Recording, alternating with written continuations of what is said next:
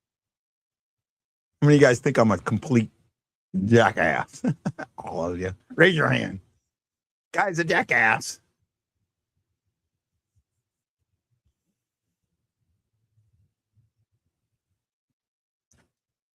Blackhawks up 3-1 on the Wild. Yeah, we can go over. I haven't done out of town scoreboard. Let's do that real quick.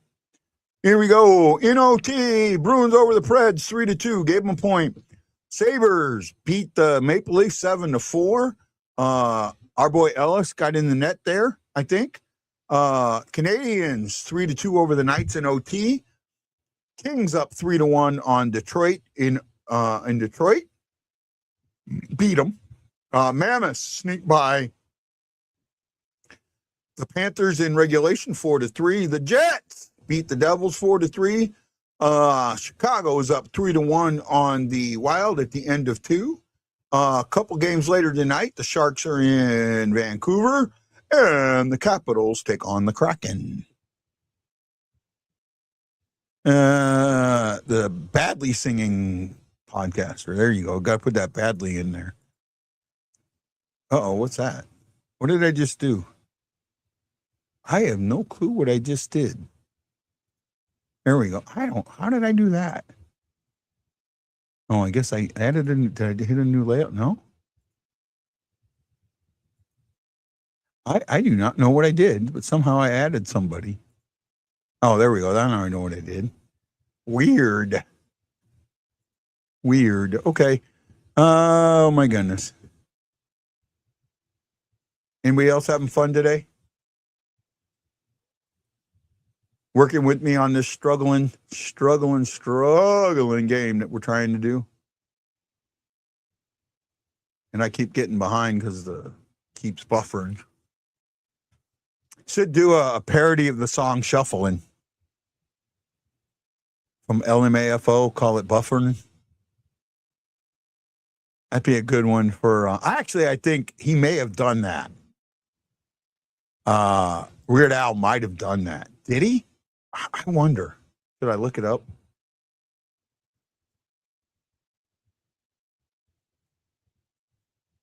Got nothing else to do, right?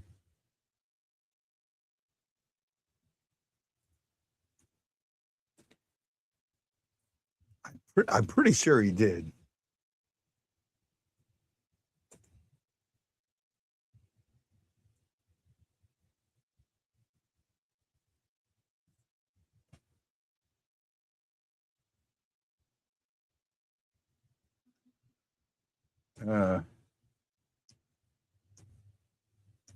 Nope, I don't think so.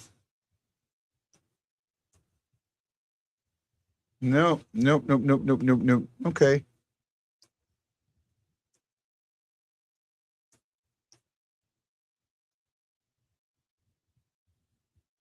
Okay, that would be a good one though, wouldn't it? Doing the LMFO with buffering. Yeah, okay. No one's answering, so maybe you guys don't think I'm right. I don't know.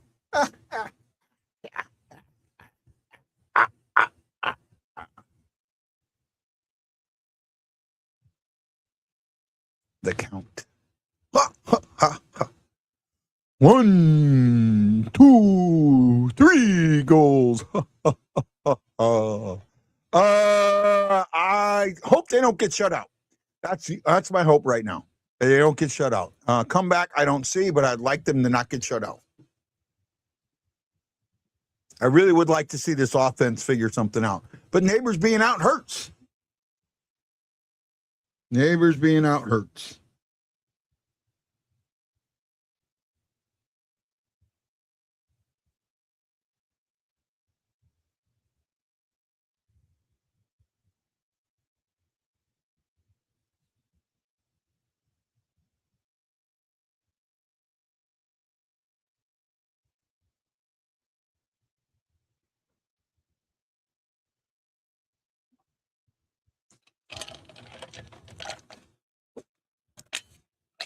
Oh, that's good, Justin.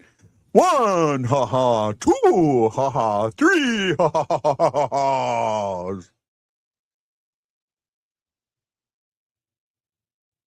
Not bad. Not bad at all. Not bad at all, my friend. Oh, I don't know who that is. Saying, let's go Blues, the gig lifestyle. Hey, gig. How you doing, man? Welcome to the show. I think this is your first time on the show. If it is, welcome. I don't know. Maybe you've been here before. I just don't remember, or maybe you changed names. But welcome. Follow us. I am originally from St. Louis. My co-host lives in Festus.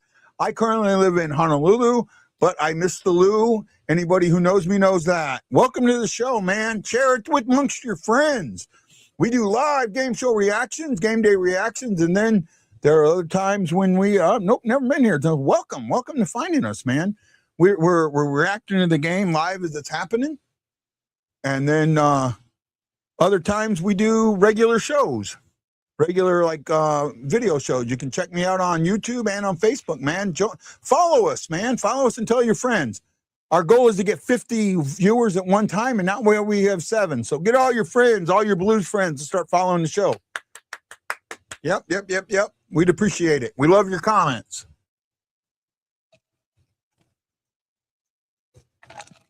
I know you're here with the C. Thank you. How to play. Up and away.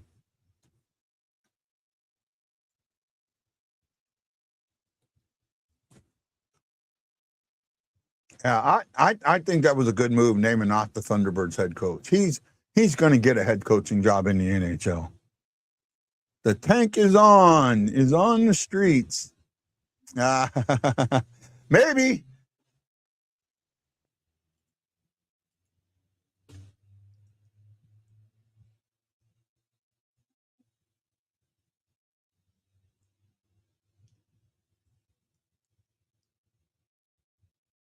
Oh, just missed. Just missed there. That was nice. Good keep in.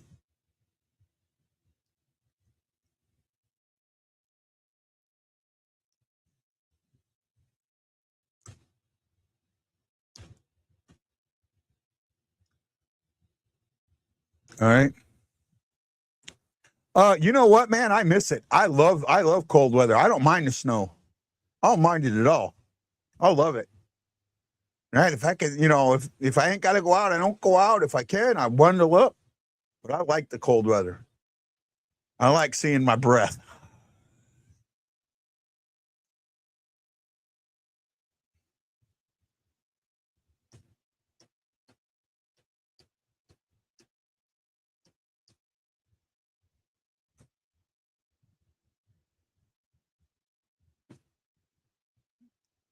I've been here way too long, man. If I could switch places with you, I would, bud.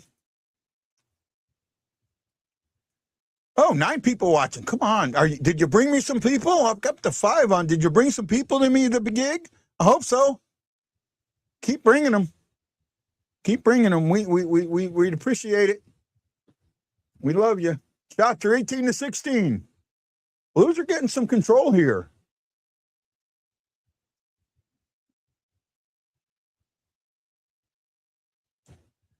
Oh, staying with possession. Nice.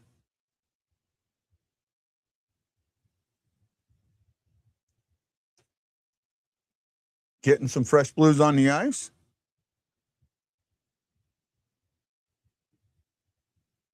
I love it all, man. It's just, I like the cold weather. It doesn't bother me.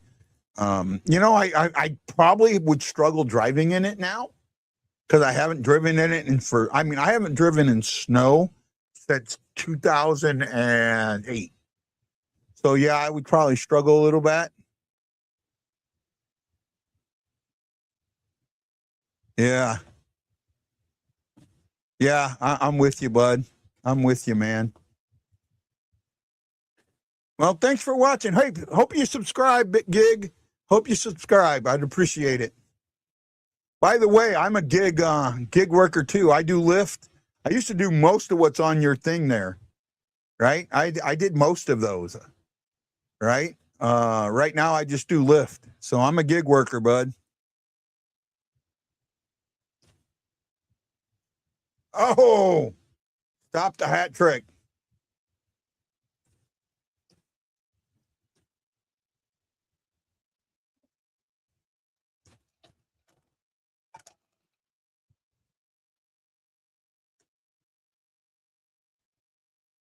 We don't need him to get his third career hat trick.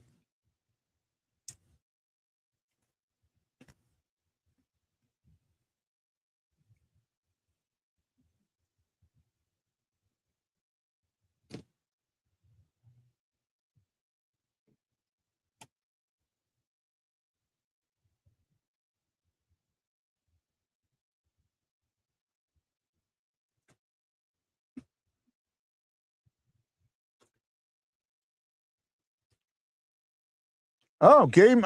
It's a tough one. They're losing 3-0. Are you one of the Gig Life's friends? If you are, thank you. Bring your friends, man. Join the show. Oh, another good shot. Well, the Blues are. I mean, they're playing better this period than they did the first period, second period. Now I'm buffering again. Right now, they just need to get one in. You got to get one to get two, right? So just get the one. Just yeah. Robbie Fabry gets out in the space and puts it in the back of the net. That you got to get one to get two. You got to get one to get two. Way to go, Fabs.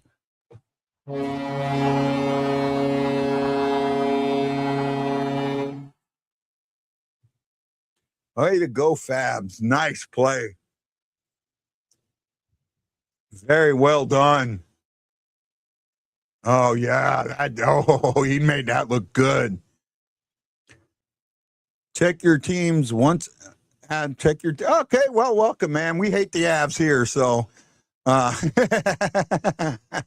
that's okay. We love Avs fans. You know, you got your every right. You're doing great.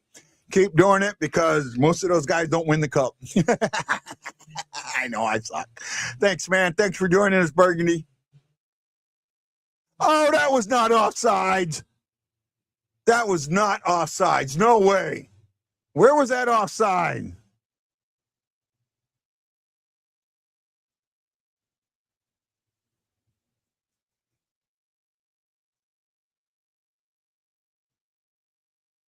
Where's it offsides?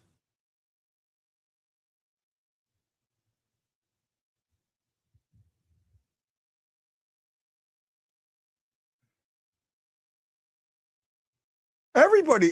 Oh, his foot's on the line. His foot's on the line.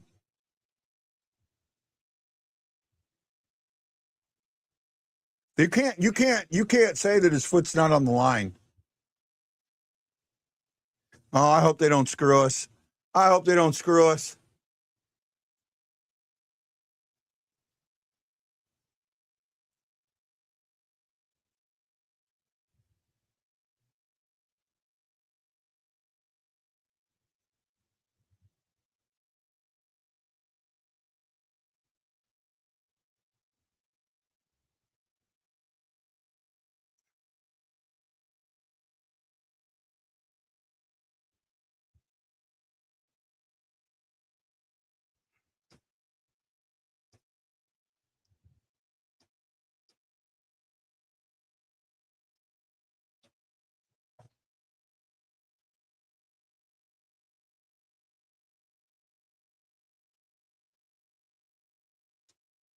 Let's see. I hope so.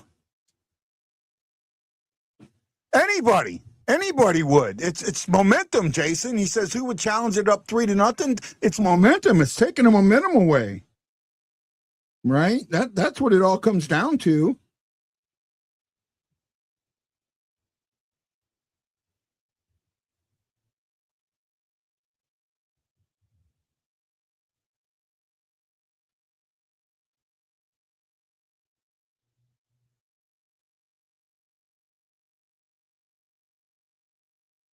Oh. Blues are getting a power play.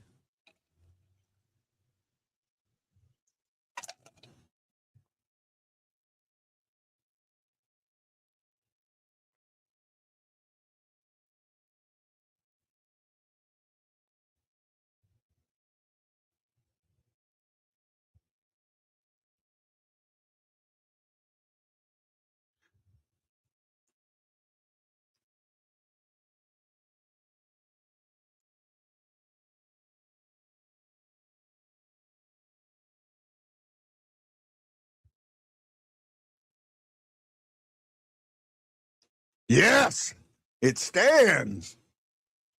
It stands, and I think that had a lot to do with him getting held up. So we'll see.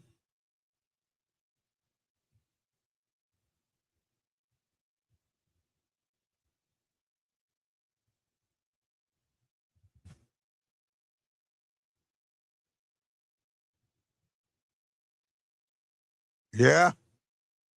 Called it it became a delayed offside. Yeah, way to go. Now we're on the power play. Let's make something happen here. Let's make Dallas pay. Let's make Dallas pay.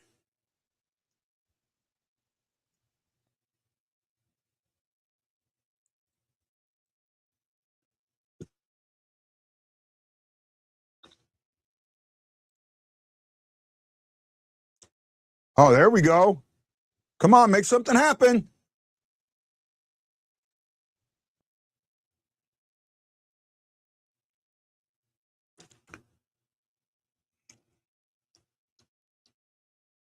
No, he's sitting there just holding with the puck, playing with it.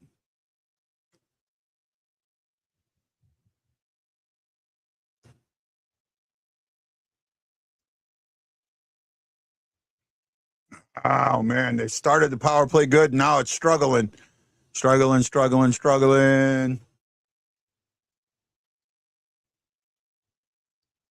Got to get some more, man.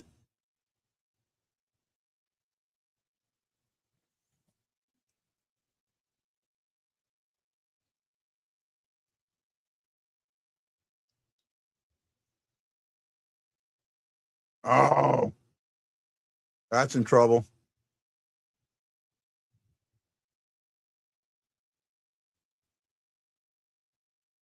Come on, we need another one.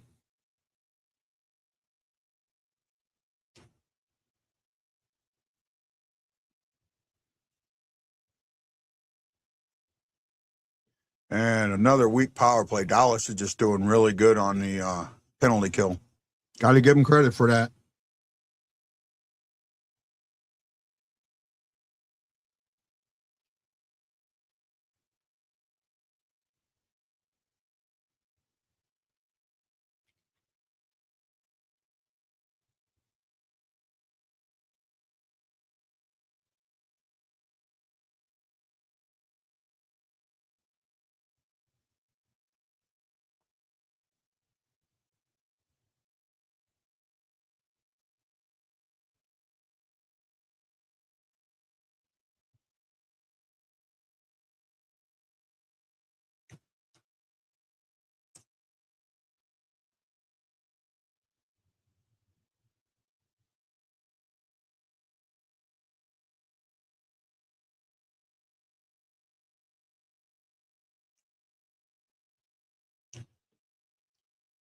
Oh, he's doing his patented Pareko timeout.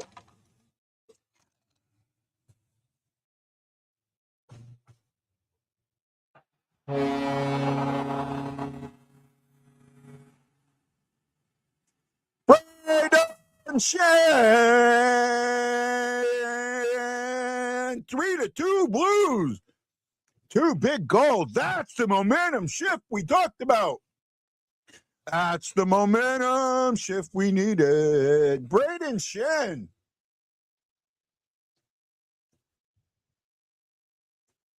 Nice. Nice. Snuggie with an amazing pass.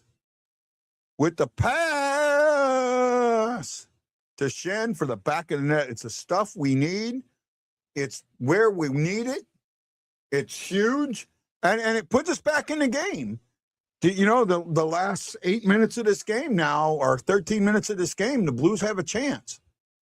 5 comeback wins this season, fewest in the NHL. Well, let's make it not the fewest in the NHL anymore. Right? What do you like more, scary kids or scaring kids? Scary kids or scaring kids? A little bit of both. Why? Did I scare some kids?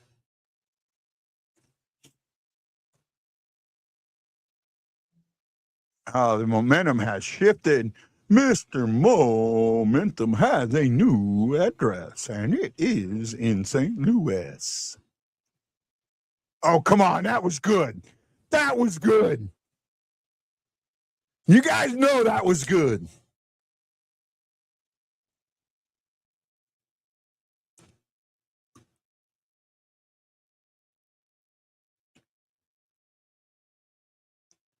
Dvorsky with an A.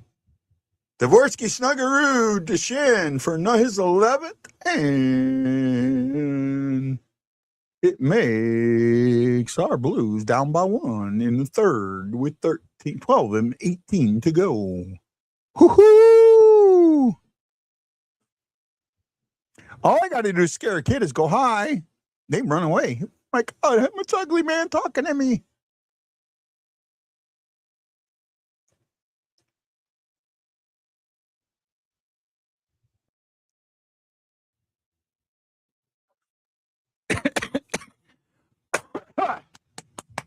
Sorry, guys. Still fighting this damn cold.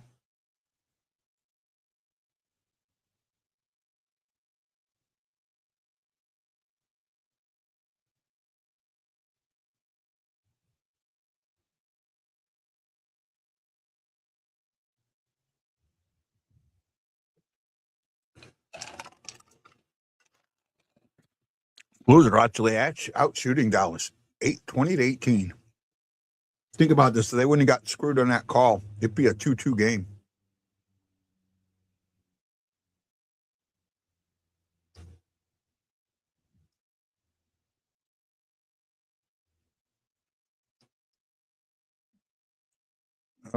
They're trying to change the momentum.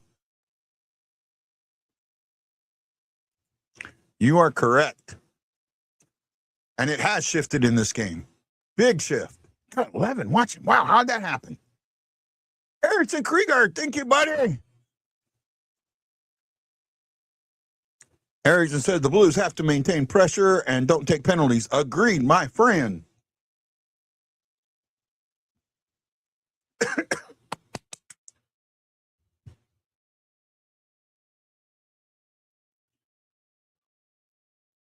Scary saying a fault goal. I'm saying it's a Dvorsky or Snuggaroo ties this game.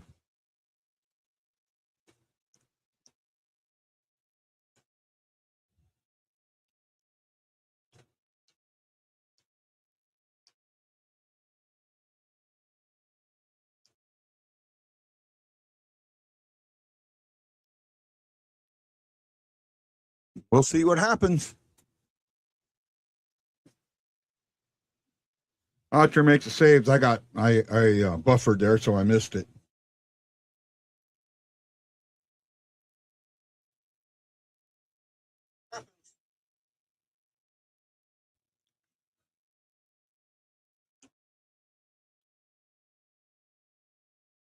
The tide has shifted. The tide is high, and we're holding on. The only one. Can the Blues win the game? Can they make it to OT? I'll take OT. I'll take a point in OT, even though this is the 4-point game. I will take it. We need it. Let's get to OT. Let's get that 10 people watching. 10, 10, 10, 10, dun, dun, dun, dun. There's 10 watching me today.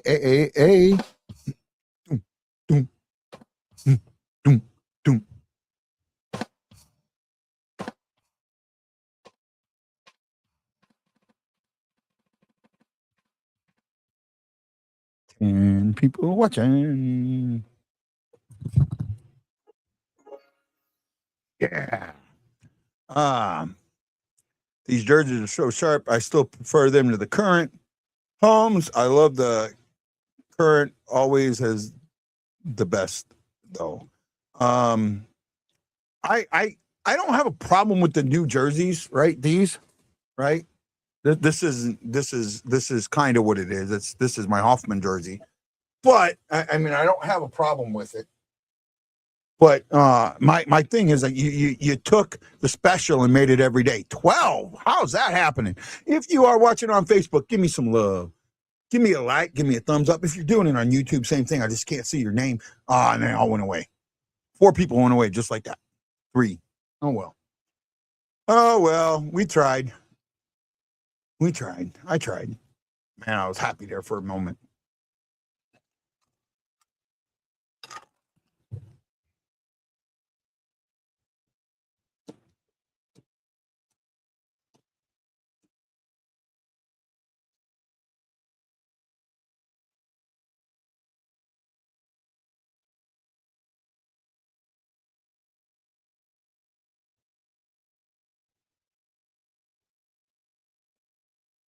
Just got to keep it up. You know, you never know.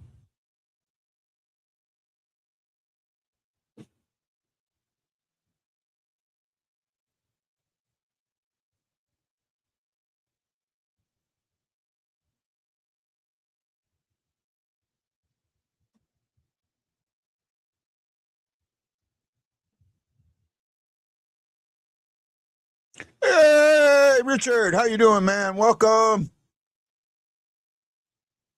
Keep watching. 17. Oh, we got another one. Richard, 3 more to 20. Woohoo! We're getting there. Like to get to 22 to take out the 2 fake ones, me and Justin, but I don't care. Come on. You got the momentum. Keep it. Get Dallas chasing the game. This is one of them where I think next goal wins. Even though it's 3-2 Dallas, I think next goal wins. Oh, they're going to call something on that. Are they? Maybe.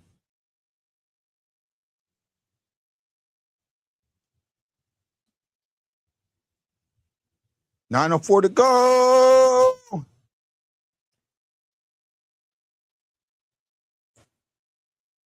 I didn't realize they were wearing their 3rd jersey tonight. I don't pay attention to that as much as some people do.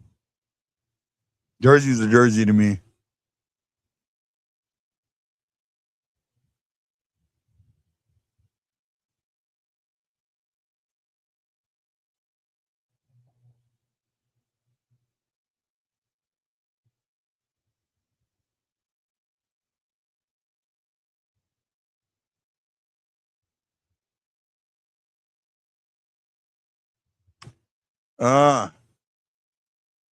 How good has Bergen been? He's been good for us. I wish he was better, but he's been good. Right? He's assimilated. I'll say that.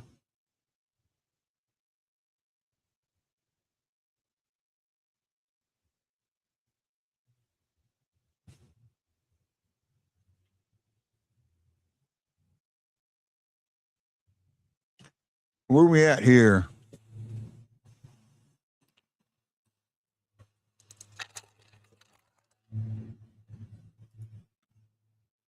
Maybe I inadvertently scared themselves. I'm so sorry. I'm not sure what you meant there, E. You didn't scare anybody away. It's always me that scares them away. Trust me. But we appreciate everybody who watches and everybody who likes and everybody who comes in and joins us on the show. Right? You're all appreciated. Shots are 21-20 in favor of St. Louis.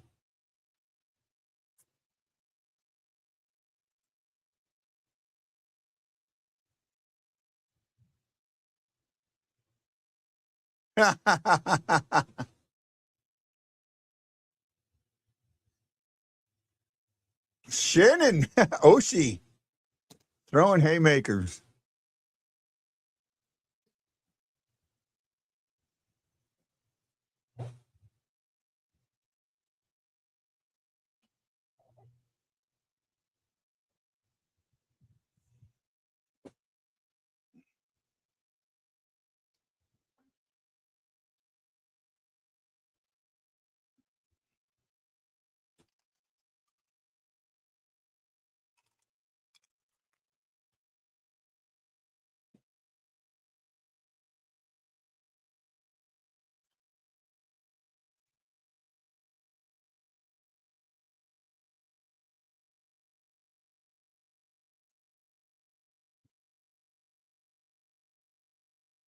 There we go.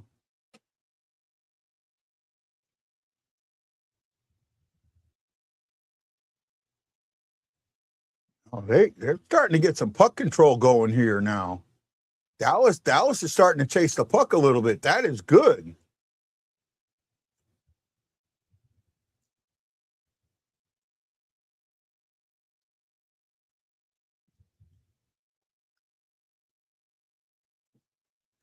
They're saying Falk didn't touch that puck. No, you do not.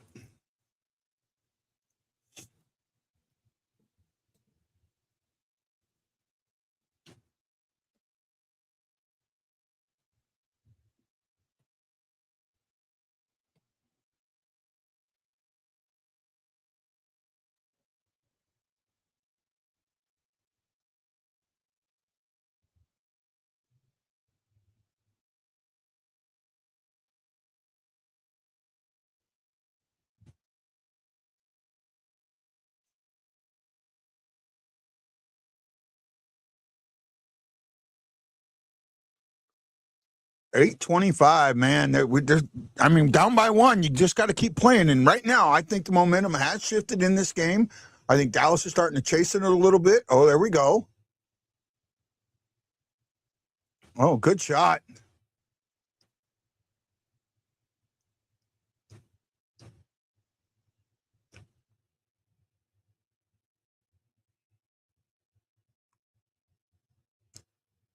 Shane couldn't get one off.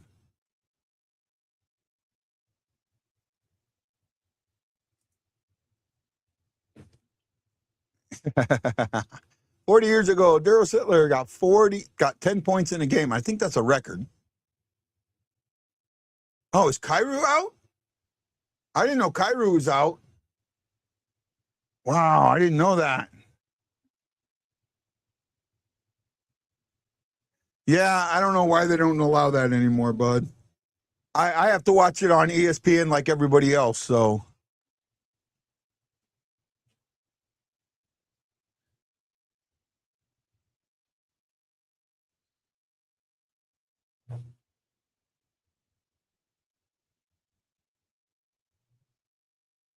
Yeah, Kyrou out, upper body. Wow.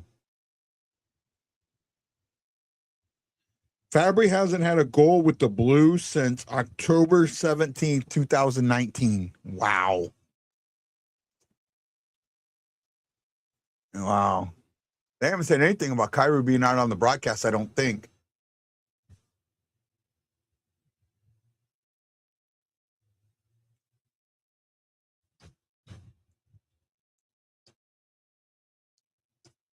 Well, we don't want him to get his hat trick, but we do want him to have a loss by his team. Nice little dish by Joseph there.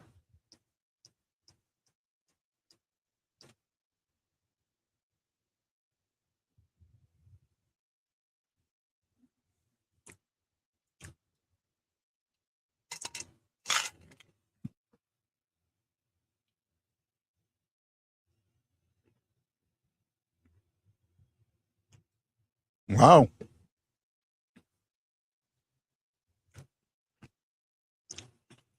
Okay, I didn't hear him say it. That doesn't mean anything. I just probably wasn't paying attention.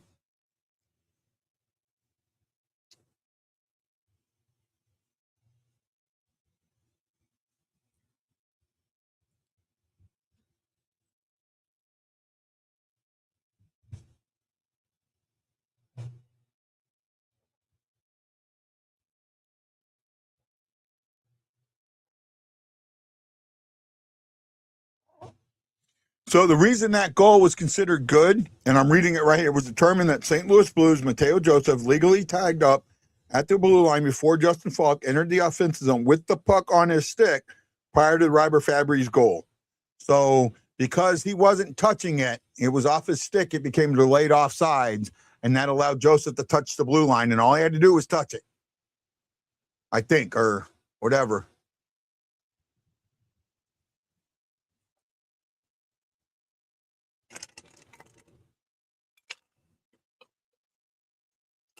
They just said Kyrou being down.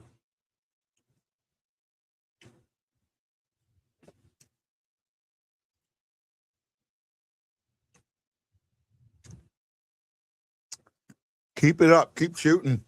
That's all I got to say. I mean, shots are 9-3 this period for St. Louis.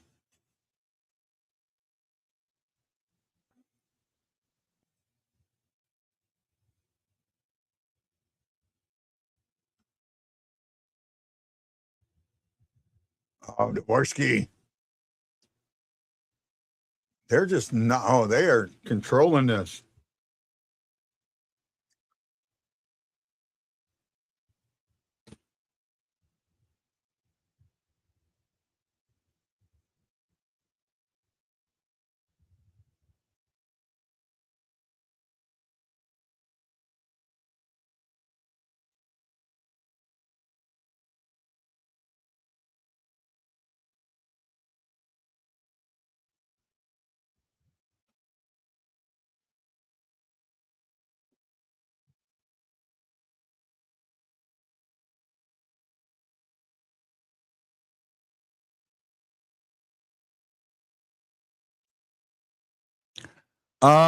No, I do not think he gets traded to Vegas, but I do think he gets traded. I'm not sure where yet. Vegas is a possibility. I never really thought about that.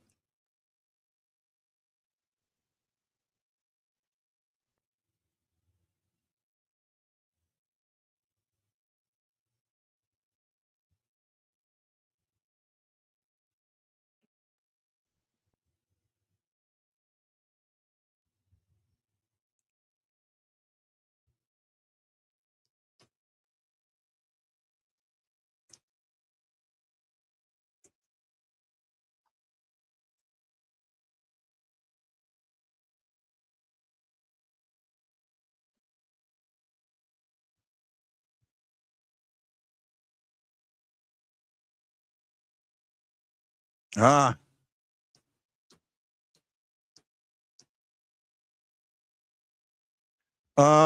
They always get the biggest trades and free agents. That's why I ask, and they have a first they can offer. Yeah, but it's going to be a low end first. I think we'd want 2 first, and I don't know if they have the goalie that we need, because you got to do a goalie for goalie trade. You need to have that. You need that backup guy, right? You need that backup guy to help Hoffer grow, and I think that's super important.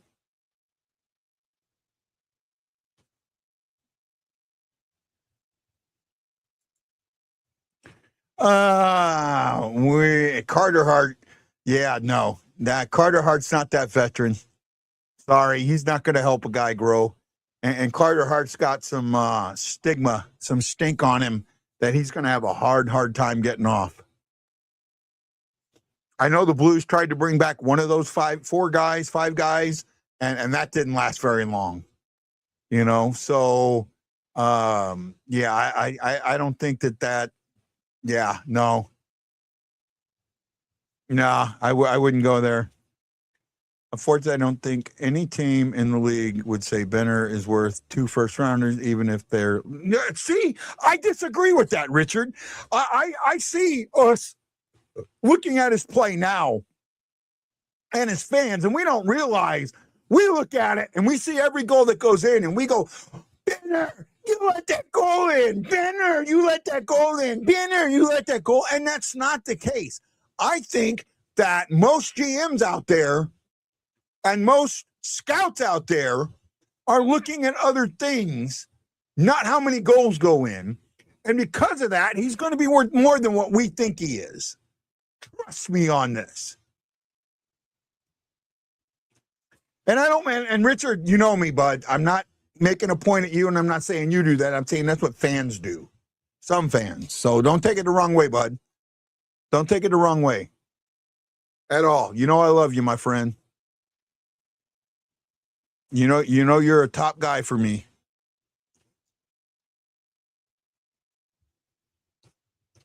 You're well, yes and no, right? How much some of what, Benner's problems has been more the team related. Like today, he might lose today's game, but is it on him?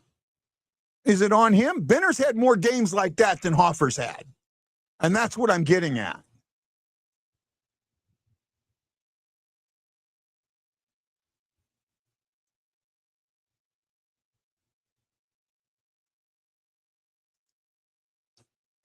Just can't. They're struggling a little bit. I'm just letting you know, man, how I feel, man, and just making sure you understand where I'm not making a point at you, Rich.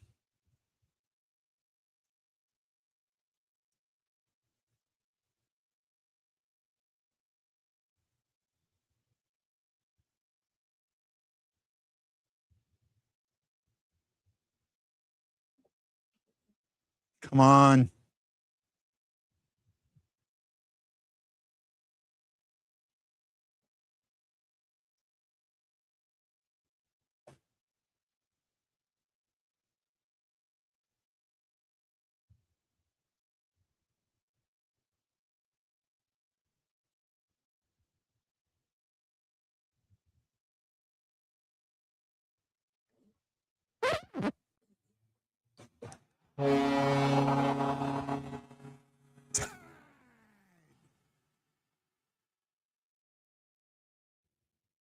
Shinner winner.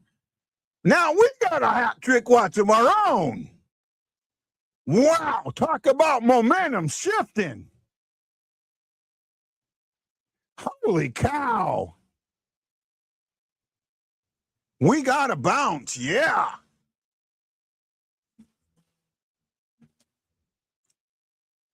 Nice. Oh, yeah, nice. Oh, snap. Snap, snap, snap.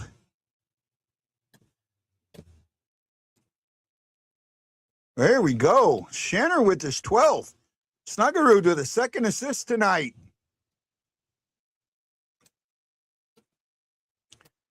Blues get.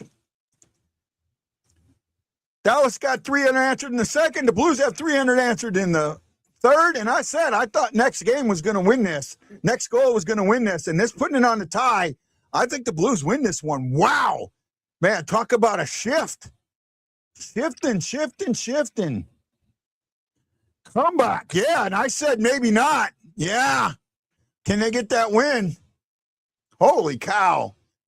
Can we get our first hat trick of the year? We haven't had a hat trick yet.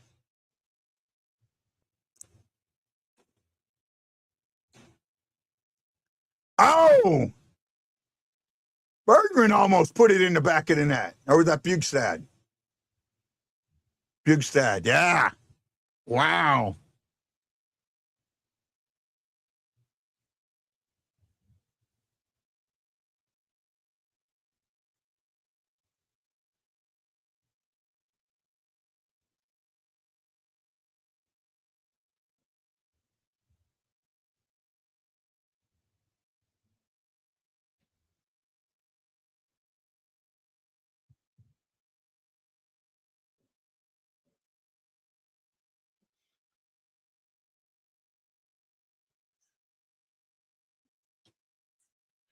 Now it's our turn to get a goal in the last minute. Right? Okay. Yeah, I didn't do one. You didn't. Normally you send me a message. I was thinking about doing it, and then my head just got out.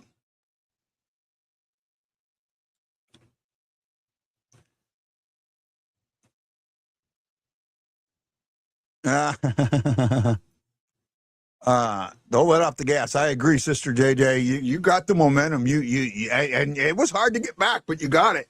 And they tried to take it away, but it didn't happen. Why?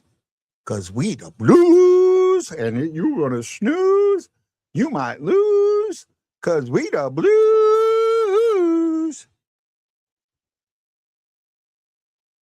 Man, they have more room on the bench than I ever got.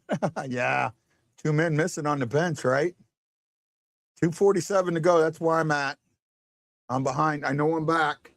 I'm buffering, trying to get caught up. Trying to. Oh, are we waiting for it? No, never mind. Mine went behind. Never mind. Mine went backwards. I went backward. I thought we got a goal, and mine went backwards 4 minutes. So I'm sorry about that. 1:35 to go.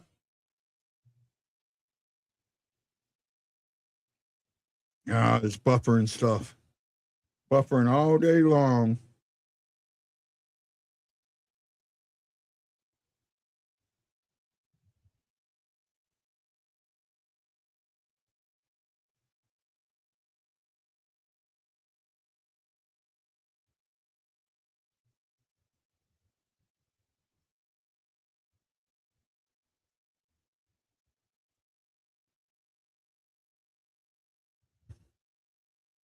This thing buffering.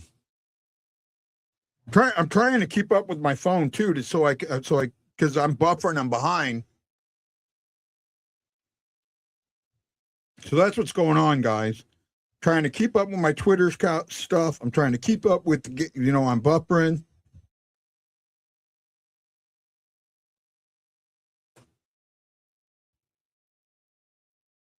Oh, man. No, I wish.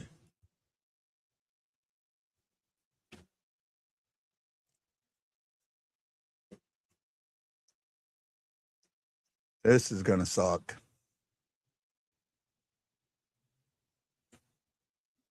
Oh, Dustin, yeah, man. And I'm buffering again. So this is, yeah. 2 games in a row. We give up a goal right at the minute mark. And a minute 07. Wow.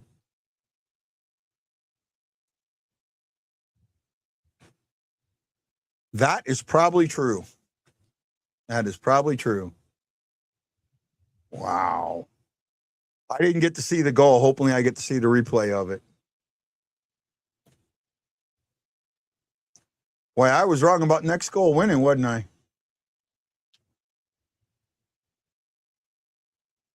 Oh, no. Benner, that just...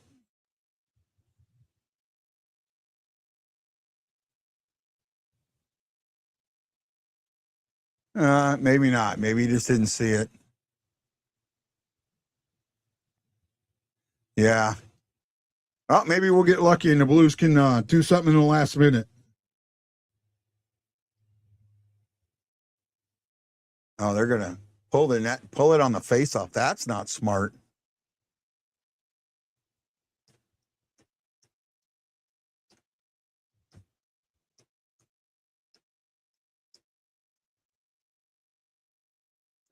One minute playing the third.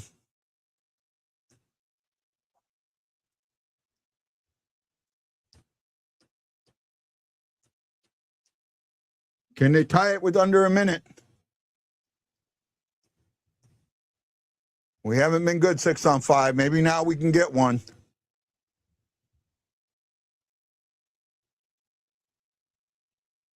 Loose puck.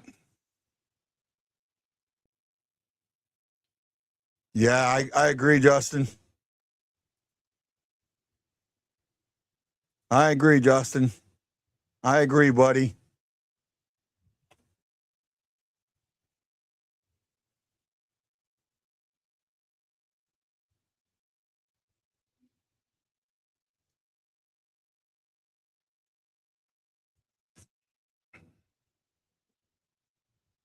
Timeout for the Blues.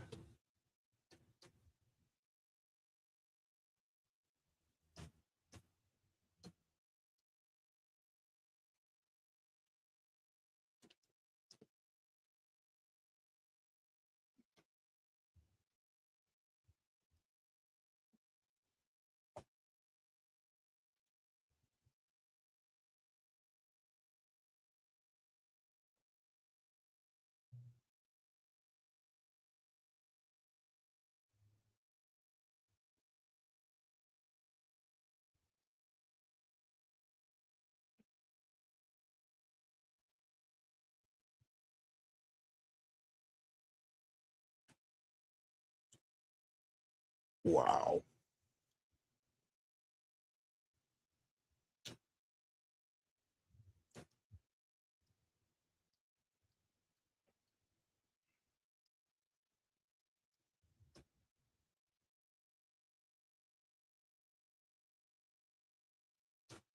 Well, maybe they come out with a given run and ripped off 6 wins in a row. I don't know, bud. It's going to be hard. They deserve this win, and this is disappointing that they didn't get a point for the second time in a row. I already know the game's over. I've already seen it from that. So, yeah, disappointing. Not much we can do about it. It is what it is. You know, they did a good game.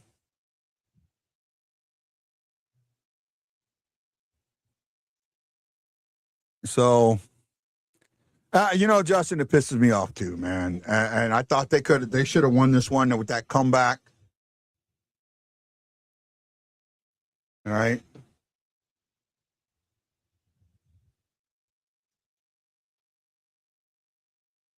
Oh, man. Just a tough win. Dallas did nothing in the third. I agree. I do agree it was a good game. And now I'm going to say something different. This is almost a bad loss. I said the last one was a good loss. This was almost a bad loss because you had all the momentum in the world, and not to get this to overtime to let that goal in, that's a bad loss. You know, same situation almost, but it just, yeah. So I'm going to leave it at that. I had 11 watching. I got 17 people put their thumbs up. I really appreciate that. And if you can afford it, please send me some stars. Put some stars through this. It really helps us out. It helps us to do this podcast. We appreciate it. It isn't even worth being upset with the Blues anymore. I know we all want to win, but man, I don't know anymore. You should have heard what I said earlier, Robert. I meant to tag you. Hopefully I can find it and do it in a reel.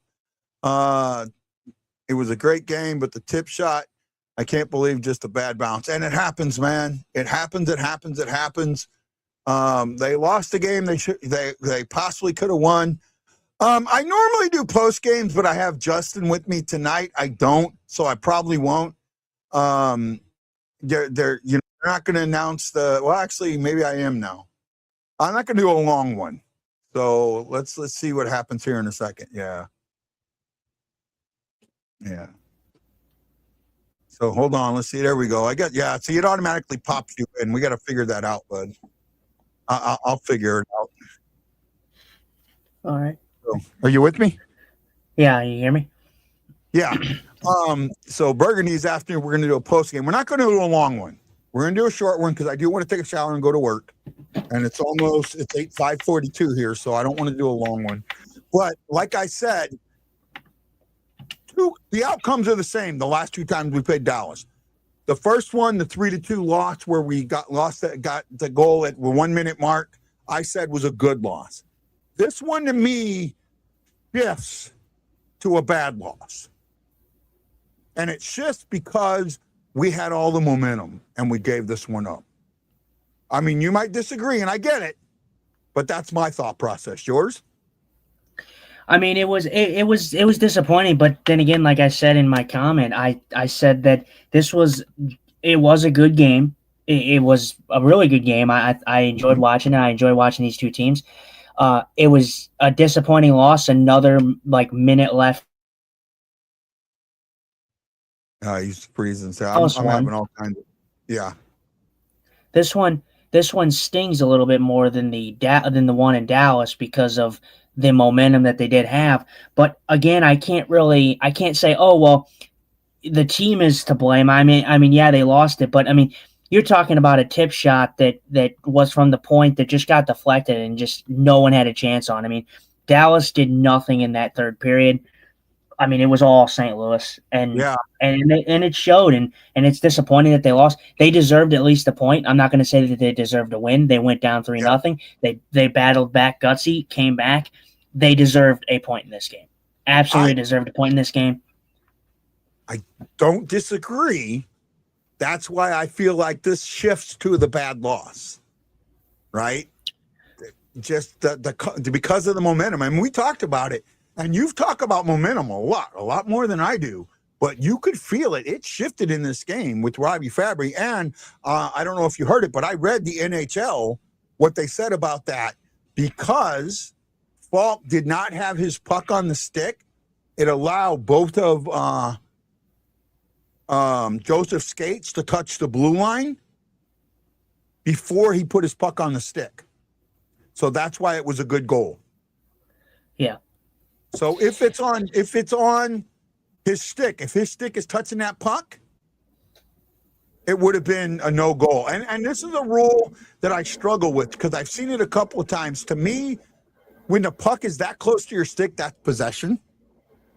Because you can be ahead of if you have possession of the puck, you can have your feet, and possession of the puck doesn't always mean that the puck is on your stick.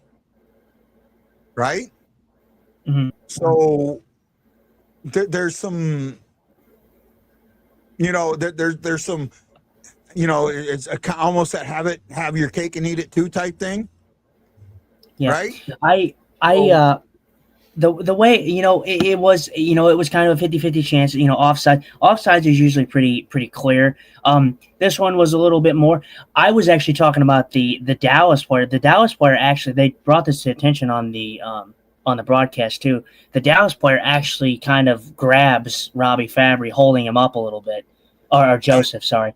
And I saw that, but that's actually legal.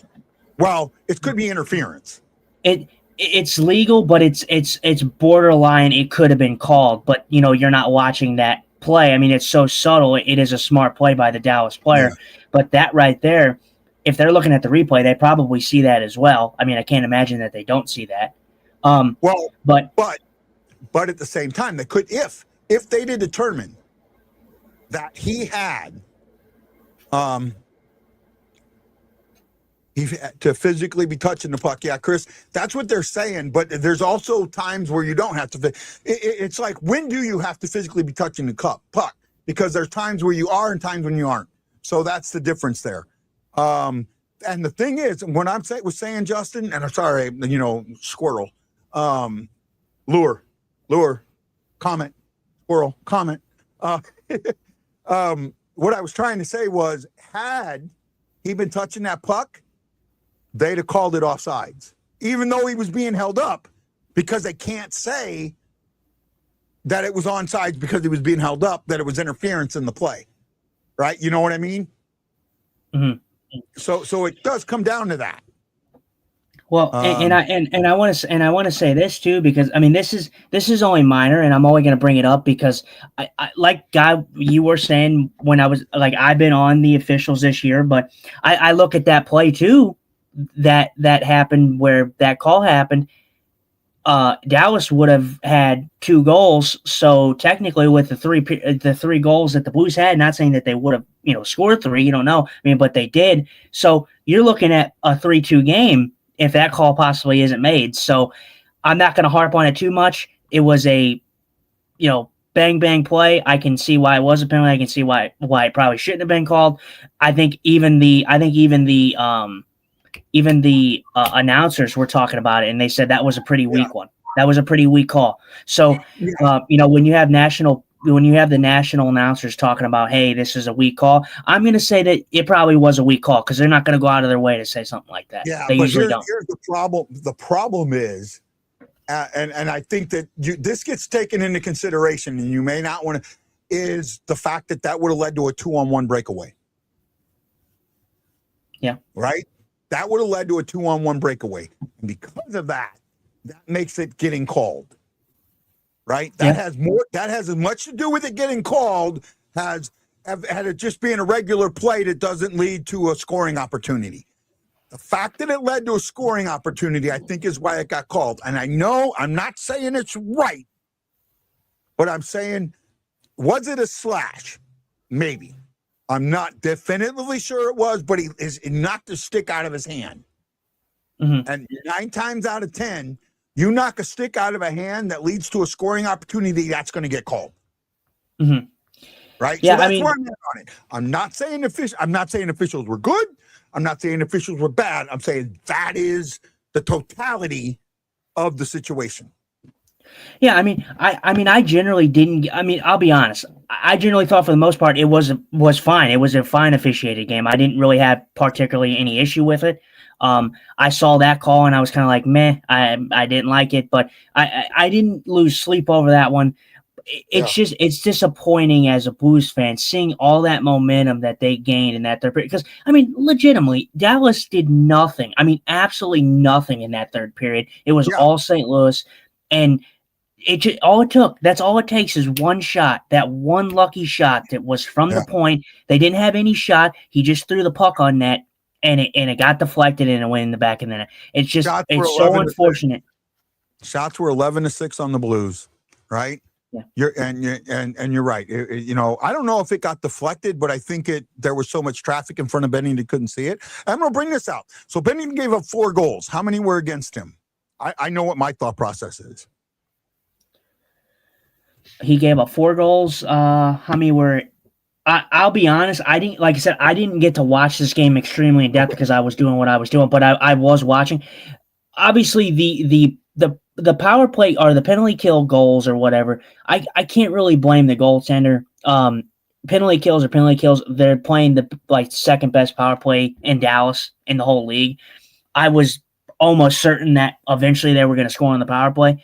But yeah, you had some backdoor tap-ins. Nothing Bennington can do on that one. I didn't see the third goal. I didn't see the third goal at all. So I don't know what happened on the third goal. It was a weakness in the. It was a power play goal. It was also where Hentz got it, but he was in the right. It was just the right. None of those goals. Okay, maybe it was the second. Maybe it was the second goal, the Duchesne goal, right after the power play. The second goal hit Tucker, right? No, not Tucker. Number Mayu? 6, not 6. Mayu. Broberg. Hit Mayu and went in, right? So, and that's happened to the Blues a lot. We talk about net front presence. Unfortunately, it seems every time the Blues give net front presence in front of their own goalie to try and block out, the puck goes in the back of the net, right? But no, none of the goals. Go ahead. No. I was saying you can continue with. I just was saying that I forgot the game-winning goal it deflected, but it didn't deflect off a Dallas stick. It deflected off her own guy. Yeah, it hit Joseph. It hit Joe. There, Shockey said it hit Joseph. I didn't completely see it, but and again, the Bennington Bluebirds are going to be out there, and someone was talking earlier. You probably didn't see it. Said, hey, I don't think because of the way Bennington's played that he's worth 2 first-round picks. I'll tell you, and I brought this up, and I hope I don't piss him off if he's still here, right? Yeah, I saw it when you brought it. No, my thought process. GMs and scouts don't look at things the same way fans do, right? GMs and scouts don't look at numbers the way fans do. Fans look at numbers and put everything on the goalie. GMs look at everything. Scouts look at everything. And they're going to sit there and say that the majority, the goals above expected, I think that's a bullshit stat, to be honest with you, right? Because I don't know what it means. I don't understand what that means. How do you sit there and say that this is saying that this goalie is let in that many weak goals? Sometimes that. Well, I think it becomes what that stat is. It's more of where those shots go in. It's more of where those goals go in the net. So where the shot is being placed from, like slot shots are going to be your high danger scoring chances. You're mostly if you're saving a lot of those, you're going to get a high goal saved above expected because you're facing a lot of high shots. But it doesn't take into account. But I don't think it takes into account. I'm sorry, I didn't mean to cut you off. Takes into account deflected shots. Mm-hmm. Right? I don't think it takes that into account all the time. Right? Yeah, deflected shots are hard. Deflected shots are hard. It's one of the hardest things to stop for a goaltender. Yeah. Or how the team played in front of the goaltender. Right? We got a shootout in Colorado against Minnesota right now. There you go.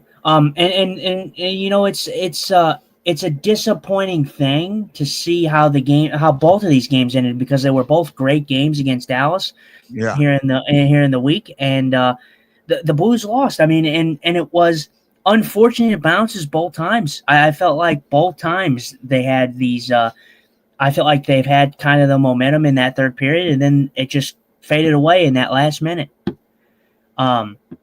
which is pretty common for the Blues, but they have done a pretty good job this year. And the penalty kill, I keep saying that it looks better than its numbers, and it does at times, but I mean, I guess I can't really deny stats. The penalty kill has just not been up to par, and it just is it's what's killing the Blues right now because the Blues are playing very, very well 5-on-5. Yeah. I'll tell you what, I'm watching the shootout, and if you get a chance, the first shot of the shootout kind of shows what I talked about allowing the player to go around the net if the goalie commits. If a player gets too close and the goalie's got to go down where the player can't get that puck up, if he could have taken that puck and done a wraparound, gone around and wrapped around, he'd have scored instead of losing the puck, right? He made it. He made a legitimate coming in there, right? As long as you make a legitimate attempt at coming in there. Oh, Bedard just completely lost the puck there. Wow, completely lost it. He gave it his old Braden Shin try, huh? Yeah, he just completely lost it. He tried to do a whole bunch of deeks, and it came right off the stick, right in front of the goalie. But see, that's part of it, right? That's part of it where because you've got to make those moves because you can't go behind the net, it forces stuff like that. I still wish if they were able to enter the house and once the goalie commits, go around the back of the net, that would change shootouts. Yeah, right? I mean, you could do like I said. I'll be honest, it's not my favorite idea, but I mean, it's an idea nonetheless. I mean, I like that you're not just saying, oh, it sucks, it's this, it's that, and you're not giving any suggestions or options to fix it. Right. I've always done that. I don't say things if the things are wrong. Like I've talked about the officiating, right? You've talked about how bad it is, and I get that. I always talk about needing the fifth official. Yeah, right? We do. Yeah, we do. Yeah, we do. I think we absolutely do. I mean, and we know that won't happen. Yeah. But it's a good idea. Yeah, it is a solution. Just like when Blues fans are like armchair GMs and they say, oh, we need to trade this guy, but then those people don't give up any type of solution on who you would actually want for those pieces. They just say, just trade them, just move it, just blow it up. Or it's get rid of our worst guy for their best guy. Like that's ever going to freaking happen. That's what fantasy sports has done. It's made guys think that because I have a guy in my league. That's what he does. He gives everybody their junk to get their best player. He'll offer you 5 players, but it's all guys that would probably be on the waiver wire for your best player. But I'm giving you 5 pieces for one, right? Mm-hmm. Right. Yeah. I don't think, it does what you think because now you're stuck with the wraparound. Not completely. You can, what I'm saying is if you're able to go behind the net, say you could, instead of just doing the wraparound, you can stay within the house and make the shot. But you've got to stay within the shout, within the house. There can be a marked area, right? Where you got to stay within the 2 circles. Right? When you come back around, you've got to stay within the 2 face-off circles. You can't go all the way out or past them. So then it keeps you in an area, but you can only do it once. Right? Mm-hmm. So that's just what I'm saying. I mean, the 20-second timer. I don't know about a 20-second timer. I really don't. I mean, you can look at that, but I don't know if 20 seconds might be too long, right?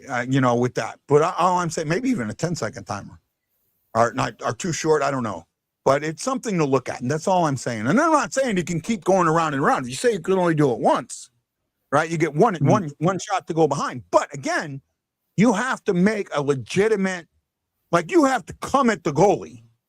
And if you're doing it, you've got to do it within a very small area. So the goalie has a chance to poke it off your stick, poke it off your stick. He's got, and once he touches the puck, that's it. I understand, we're talking about this. Honestly, they removed it and I understand why they did remove it. It was kind of more like a 50-50 thing, like with the puck and everything. But I wish, the fact that I don't really care for shootouts all that much, I wish that they would just add back the fact that you can spinorama. I missed so much the spinoramas in the shootout. Yeah, in the shootout, I think it just partly has to do with the fact that I just don't care about the shootout, and it's just a 50-50 thing. So I'm like, you know what? Why not? Let's see some. I know why they don't do it, because it has to do with like the stopping and going backwards kind of thing with the puck. So Yeah. I understand it's kind of a judgment call when it comes to that, but I just don't like the shootout too much anymore. So I'm like, just do anything to like make it more creative and more fun, to be honest. Right. He says, I wish Lance Scott was here, because if I'm in the net one-on-one, try that wraparound, because I know what hand you shoot with. It doesn't always matter if you're it's you being out of position. If you watch that first goal, the first attempt tonight, the goalie was completely out of position. If he doesn't have to make that shot with the goalie overcommitted, because the goalie knows at that point he can't do anything else, right? If you can't, and if the goalie knows that there's a possibility of the wrapper of going behind, he doesn't commit so soon, and that opens up a lot more shot opportunities. That's the other thing that it does. Look at the perfect example of a wraparound. Look at Kairu's goal the other night. The wraparound. He comes in with so much speed that the goal. I mean, Darcy Kemper didn't even move. That's how fast he was, and he didn't even move before the puck was in the net. So, it's a goalie game. It would make it a little bit more interesting. I mean, at this point, I would be willing to try anything, because I like I said, I really, really don't like the shootouts. They're 50-50, and I get it. It's part of the game. It's been always a part of the game. But again, it goes back to the fact that you have a 50-50 opportunity where a team could be getting outplayed heavily, and they go into a shootout and win because it's a one-on-one with the goaltender. The other thing that they could do with the shootout is do the Olympic rule, where the first 3 shooters are set. After that, anybody can shoot. Yeah. Yeah, you can have the same person shoot as many times as they want. You want, kind of thing. Yep. Just like this TJ Sochi. Yeah, TJ Sochi. So man, it's 6:00 here, so I'm gonna have to call it a night. So we're gonna end the show. Any last minutes? No, as long as we got to every one of the comments, and appreciate you guys tuning on. So I couldn't hop on. I was filling other obligations elsewhere, but man. Hope you guys enjoyed the show. I'm not. You said that I cannot do Thursday show. I'm getting dental. I'm getting teeth pulled at 1:15 my time. Okay. The show comes on at 2:30. I probably won't be home in time, and not only that, my mouth will probably be. Yeah, your mouth will be sore, I'm sure. Yeah. That's fine. That's fine. We may do a Friday show just to talk about things. All right. I haven't said it yet. I said maybe. Yeah, no, you're good. That works. But hope you guys enjoyed the show, and you guys got some well-deserved entertainment. We do it at 7 instead of waiting until 8. We do it at 6:30. We do it at 2:30 my time. Like when we would do a pregame, we just come on and talk for an hour or so, or maybe we can find somebody to come talk with us. Yeah, right? That's true. Okay. Yeah. So it's time to end the show. Only one way to do it. Justin. Show me the girls. Where are the girls at? What are you wearing? A Canadian tuxedo. And I'm a hockey player. Let's go Blues. Let's go. Let's go Blues. Let's go Blues. Justin. Yeah. This is Guy, the Hawaii Blues fan. And I have but one question for you. Who's late for dinner? Who's late for dinner? Joe has some leftover pasta. Where are the boys? Where are they at? Hawaii Blues fan, we're bleeding blue with you. Let's go Blues! Let's go Blues! Let's go Blues! This is Guy, the Hawaii Blues fan, for my fabulous co-host, Justin Eagle Eye Scott, saying this is the BlueNote Fan Report, and I am bleeding blue with you. And as always, it's Let's Go Blues. And we'll see you on the next BlueNote Fan Report. Aloha!